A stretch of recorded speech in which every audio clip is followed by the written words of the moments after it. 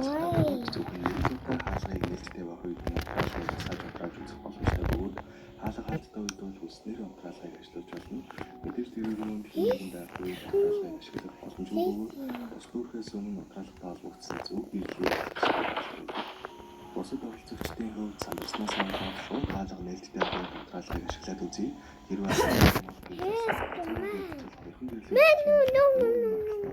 айгүй хэлбэрээр шууд эрсдэлтэй хийх гэсэн чинь манай арис зөв биелэлийг олж байна. За тэр нь ихэнх хаалга хаалттай унтраалга ашиглах бөгөөд хэсэг хугацаанд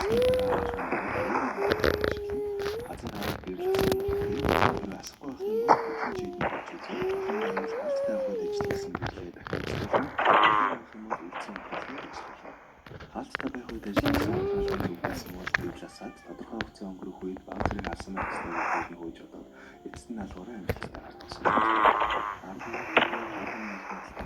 Мэдээж хамгийн том боос нь бөгөөд үүнийг гар үер хийлтэй дээрээс өөрийн гэсэн банга бүртгүүлчихсэн хүн бол агуулсан юм. Өмнө нь чонхоо тэмцээнд хамт оролцож байсан нэлийн юу байна. Арisen саяны тэмцээнд оролцох үеэр авсан нэг өдөрчлөгтэй хамтдаа оролцсон юм. Нэлийн болсон болохоор манай хүнийг алын өдөртлгүүд ийм дэлгэрүүлэх. Оройн алын өдөртлгүүд оролцох бөгөөд одоо хүртэл Oh my god. What was that? Дараагийн шат руу орж магадгүй гээд манай хэд дүүндээ эрчимтэйгээр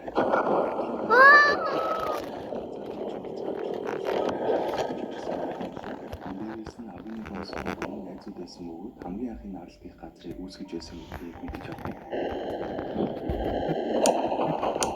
Тагаснаас манай хоёр арлын хүмүүстэй уулзаж мэдээлэл цуглуулах бөгөөд сэтгэл зөвлөж чадлгүй явж байвал өмнө